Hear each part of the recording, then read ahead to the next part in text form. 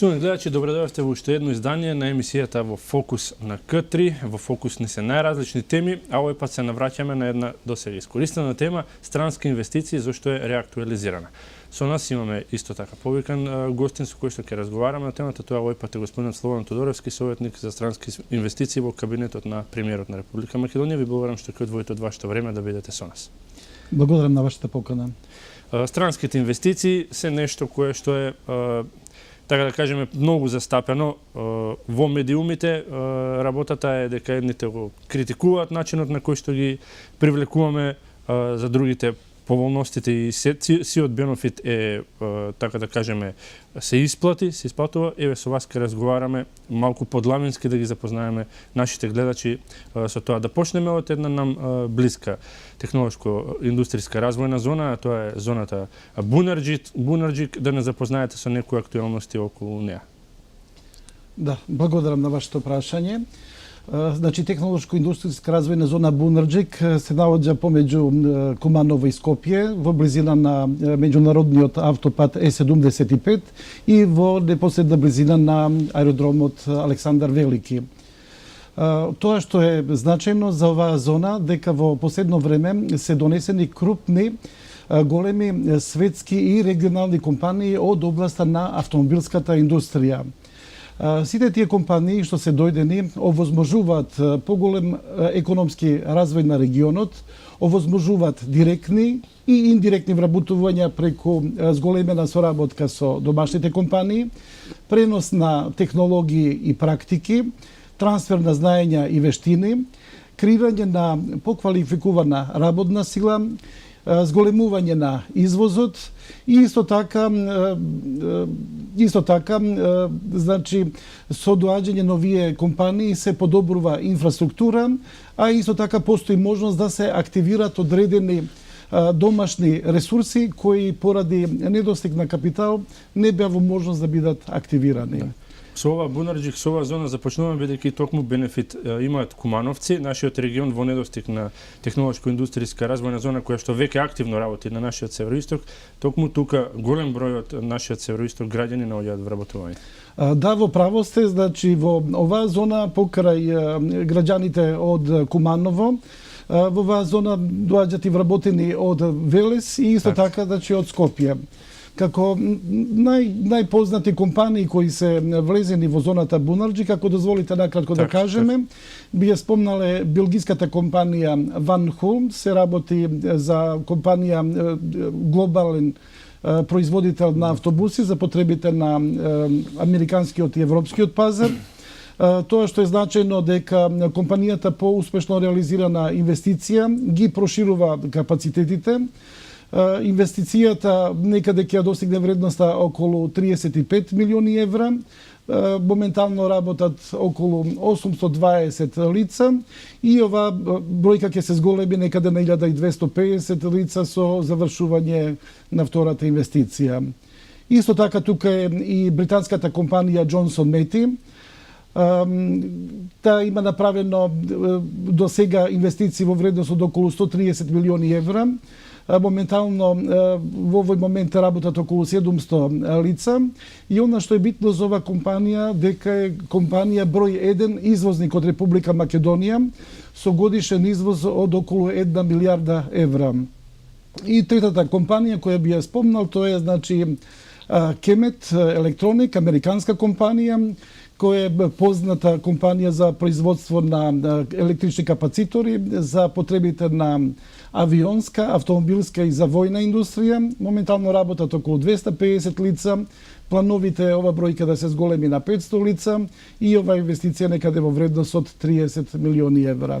Вие накусо споменавте кои се најзначајните ефекти од овие странски компании. Еве баш овие што ги споменавте, такви индустрии нема во Македонија. Тие значи ги донесуваат, освен тоа што има директни и индиректни вработувања, донесуваат ноу-хау, донесуваат на некој начин и да ни го билдаат извозот. Кои се еве малку поопширно да кажеме значајните ефекти кои што ги има како за државата, така и за обичниот граѓанин? Така, значи прво да кажеме дека во последните 10 години направени се инвестиции од отприлика 2,6 милиарди евра од странски директни инвестиции. Во однос на вработеноста би можеле да кажеме дека стапка на невработеност во 2006 година изнесуваше преку 37%, а денес некаде 10 години подоцна изнесува некаде околу 23,1%, што значи дека се креирани 170.000 работни места. Во однос на вработување од директни странски инвестиции, вредно е да се каже дека во последниот период се имплементирани преку 50 Greenfield и Brownfield инвестиции и кои обезбедуваат 20.000 директни вработувања. И исто така, согласно бизнис планови на постоичките компании кои се во Република Македонија, оваа бројка ќе достигне некаде околу 35.000 вработени. Во однос на извозот, тој исто така дуплициран во последните 10 години. Во 2016 изнесуваше 4,3 милиарди евра.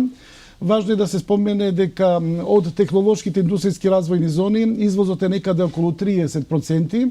И она што е битно, дека од технолошко-индустријски развојни зони и од другите компании странски кои се дојдени во Република Македонија се врши диверзификација на извозот, односно се извезуваат производи кои имат поголема додадена вредност.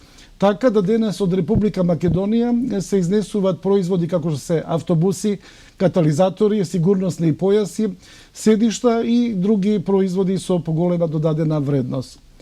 Она што е многу значајно, тоа е соработка со домашни компании и во моментот значи се остварува соработка преку 500 домашни компании кои исто така обезбедуваат доволен број на индиректни вработувања.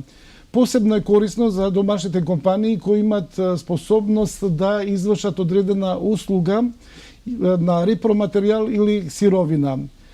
Во таа смисла остварен е приход во последните години од 50 милиони евра, што значи дека се раздвижува пазарот на трудот и се обезбедуваат индиректни работни места.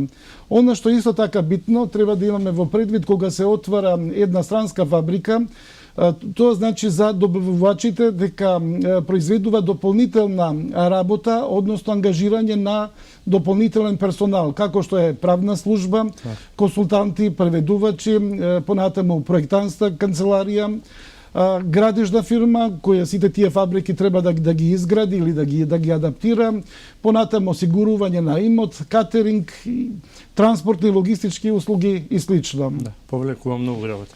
Така. Нешто кое што ви олеснува работата како тим кој што се занимава со привлекување на странски инвестиции, секако оние рангирања некои се обидуваат да ги релативизираат, меѓутоа кога доаѓаат од значајни и веќе реномирани светски институции како Светска банка или други фондации каде што сме високо рангирани според слободата, еве да кажеме, економските слободи или пак според doing business можностите кои што ги нудиме за отворање на нови бизнеси, колку тие помагаат во привлекувањето, колку го прават имиџот на Република Македонија како земја блиска за инвеститорите подобар.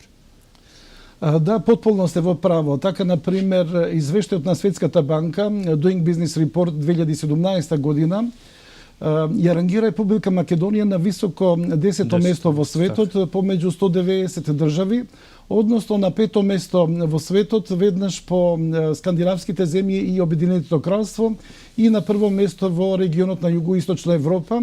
И со тоа Република Македонија се става на мапата на инвеститори.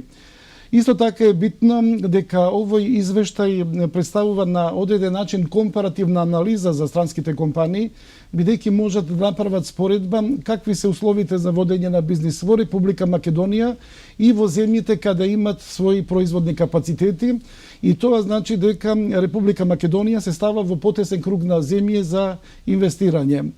Од друга страна, покрај тоа што Република Македонија се представува како идеална дестинација за инвестирање, важно е да се каже за ефикасен економски систем кој е во функција и исто така да домашните компании можат да се ги исполнат сите обврски кои произлегуваат согласно стандарди и исто така да бидат добавувачи.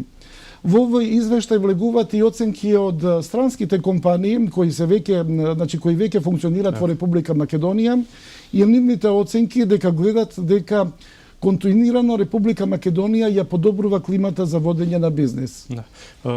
Веќе споменав на почетокот, се нудат разбирливо бенефиции на оние компании кои што ќе доаѓаат во технолошко-индустријски развојни зони. Ја гледате ли вие таа политика како исправна, затоа што има многу критики дека таму се даваат олеснувања кои што можеби наши компании ги немаат, меѓутоа на долг рок, затоа што тие не доаѓаат компании само за 10 години тука, на долг рок дали ја гледате како исправна политика да сме свртени кон таков вид привлекување странски инвестиции? Да, секако можеме да кажеме дека се работи за исправна политика. Тоа се тогажува и со извештајот на реномираната агенција IBM, која Република Македонија во последните 2 години ја рангира на прво место по глава на жител во однос на ново креирани работни места и во однос на директни странски инвестиции. Така, например, во 2015 година креирани се 6000 работни места од странски директни инвестиции, односно по 3000 работни места по 1 милион жители. Дека политиката е оправдана, доколку овој извештај се прочита, може да се види дека и други земји и од регионот и од Централна и Источна Европа се борат за да привлечат странски инвестиции. Доколку ја нема ова политика, доколку не се создадат поволни услови, доколку не ги привлечеме, тоа значи дека може да се определат за некоја друга земја која ќе понуди подобри услови за инвестирање. Но треба да се има во предвид дека стапката на невработеност на Република Македонија во моментот е се уште висока и дека треба да се продолжи и во наредниот период со политика на привлекување на странски инвестиции.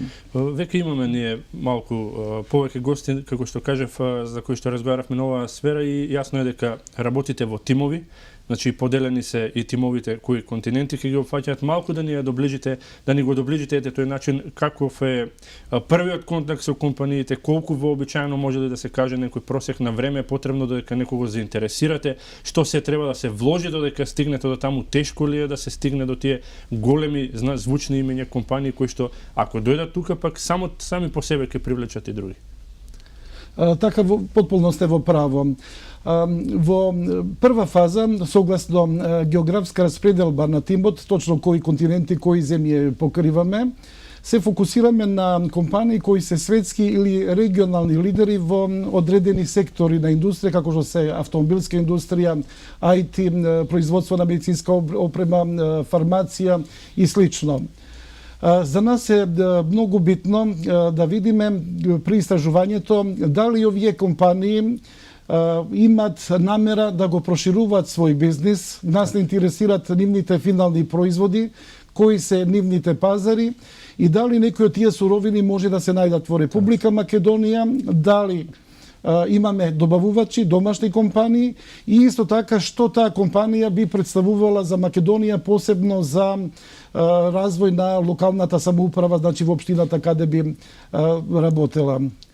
Иако Република Македонија е представена и во Doing Business Report, и во извештајот на IBM, и во други извештаи, и исто така на CNN и на други, да кажеме, канали како актуелна и туристичка дестинација, сепак постојат компании кои немат баш добра представа во врска со Република Македонија или околу условите за водење на бизнис.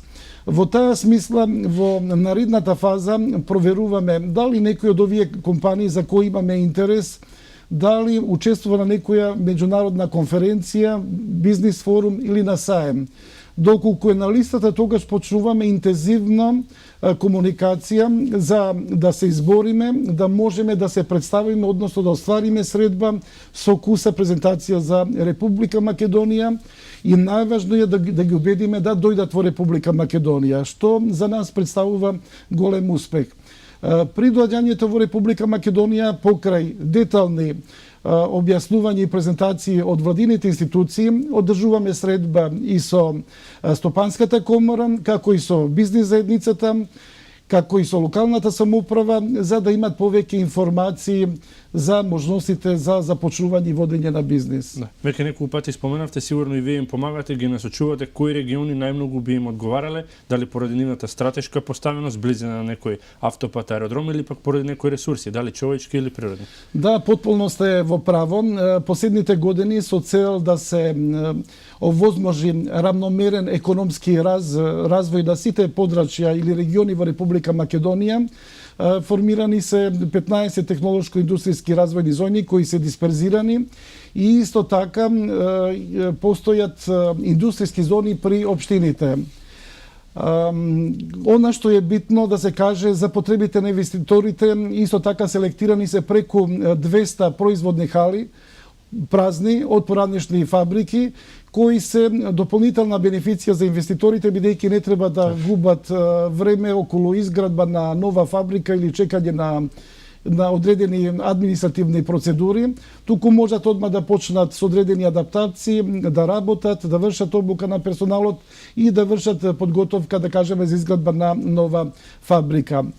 Сигурно политиката на владата е да ние ги насочуваме во региони каде има достап на работна сила и каде стапката на невработеност е повисока. Но сепак во разговор со инвеститорите при посета на локациите грижливо, значи внимаваат на инфраструктурата на општината, колку општината е подготвена да помогне во однос на инвестирање дополнително за природни патишта, инфраструктура, така, понатамо колку е ефикасна општинската администрација да брзо, значи, ги запази процедурите за издавање на градежни дозволи и секако ги интересира во секоја општина каква историја, односно традиција имат за поедини гранки на индустрија, дали е то металско, машинска, електро, IT или текстилна.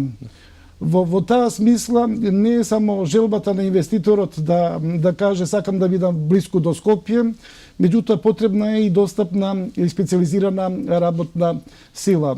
Од друга страна, инвеститорите кога ги посетуваат општините не сакат да видат дека во една општина постојат повеќе крупни компании за да се избегне потоа ротација на персоналот за помала, да кажеме, разлика во плата, да почнат да ротират од една фабрика во друга и на тој начин инвеститорите потоа може да бидат скептични во врска со проширување на плановите за проширување на капацитетите и вработување.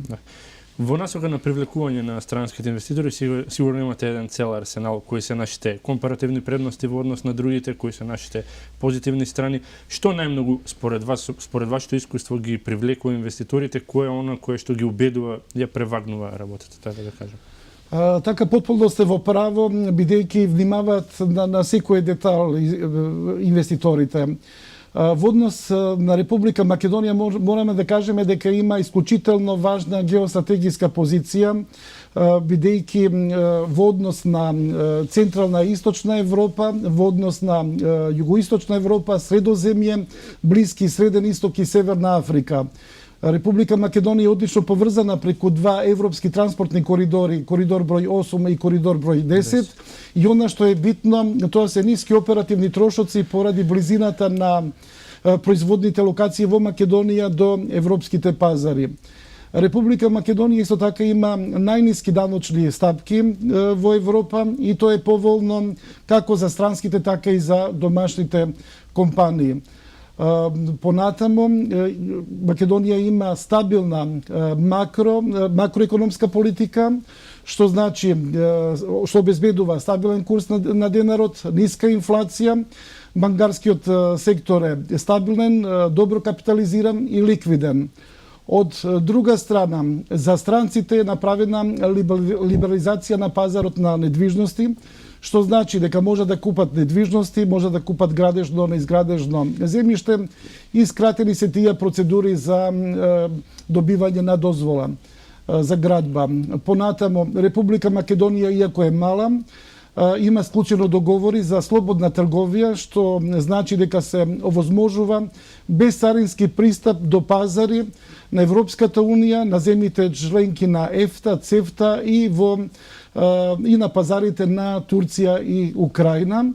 И она што е исто така значајно, дека има достапна, образована, мотивирана работна сила со одлични IT и јазични вештини и кои добро ја познаваат работната култура и навики на Европската Унија. И секако од политичка гледна точка Република Македонија е земја аспирант и кандидат за членство во НАТО и во Европска Унија. Да. И претходно се задржавме на ова прашање, разликата од она што го имаат како бенефиции странските инвеститори па домашните компании, забележуваат и дел од нив, основани ли се овие тврдења, може ли да им се изреле за малку повеќе во пресред, или на некој начин тоа е привилегијата што ја уживаат оние во технолошко-индустријските развојни зони? Технолошко-индустријски развојни зони можеме да кажеме дека се исклучиво креирани за гринфилд проекти, за компании кои се извозно ориентирани со високи технологии, кои се економски издржливи и кои имаат високи стандарди за заштита на човекова околина. И во таа смисла за овие компании кои работат во овие слободни економски зони, на сила се посебни царински и даночни повластици од страна на владата согласно законот за технолошко-индустријски развојни зони.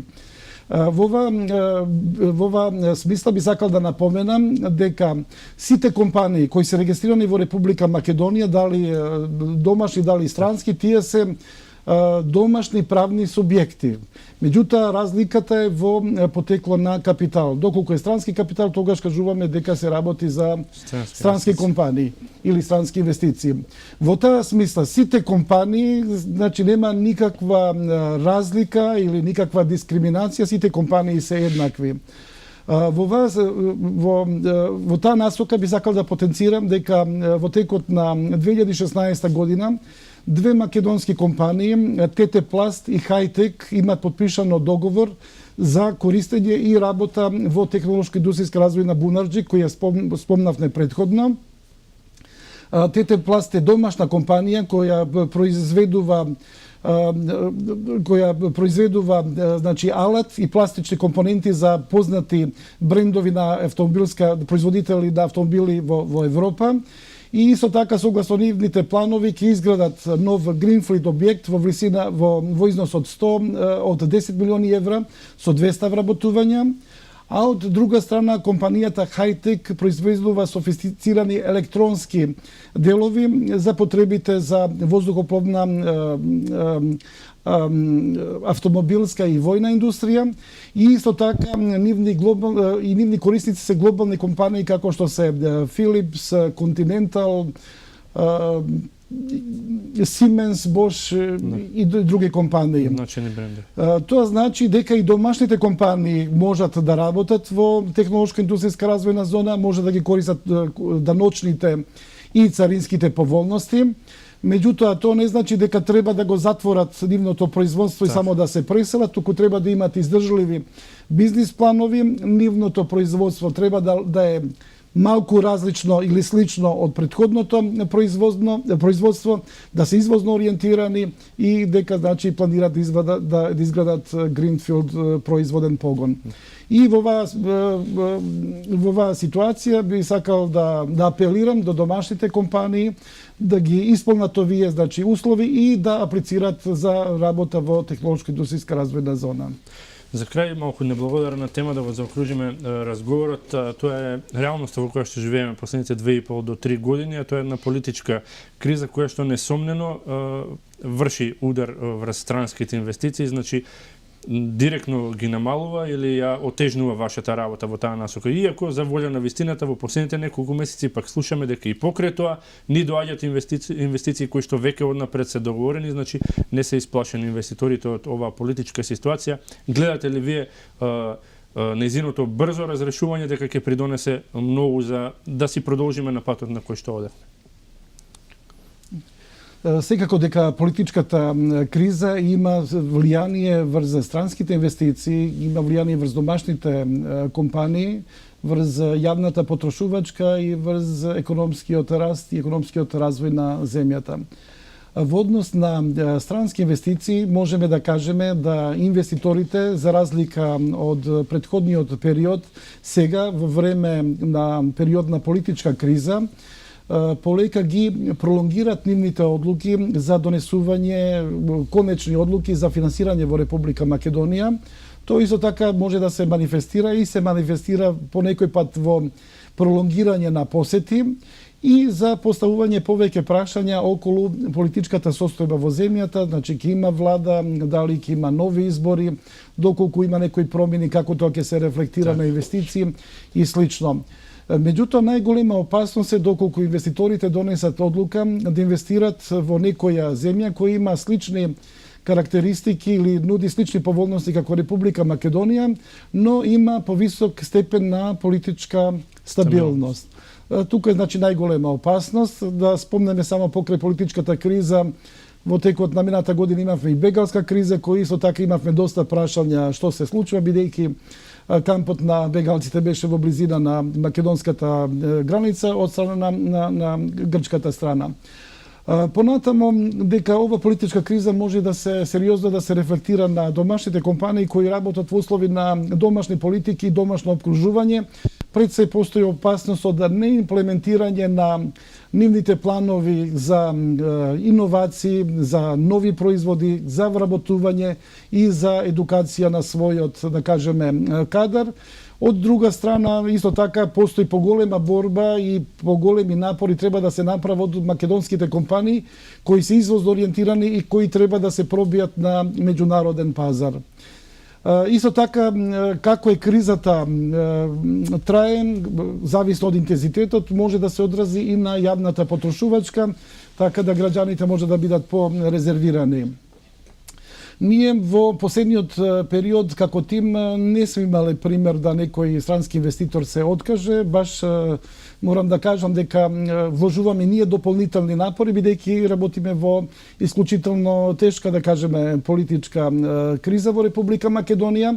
Меѓутоа, континуирано ги информираме сите потенцијални странски инвеститори за сите поволности кои Македонија ги нуди за инвеститорите и за сите реформи кои Република Македонија ги има направено, посебно со реформите кои ги има завршено, например, најсериозен проект беше регулаторна гилјотина кој беше спроведен со стопанската комора и со 300 приватни компании и така дека се укинати се преку илјадници процедури за водење на бизнис и покрај кризата можат да видат дека странските инвеститори, дека условите за водење на бизнис значи во Република Македонија се поволни и се уште се атрактивни.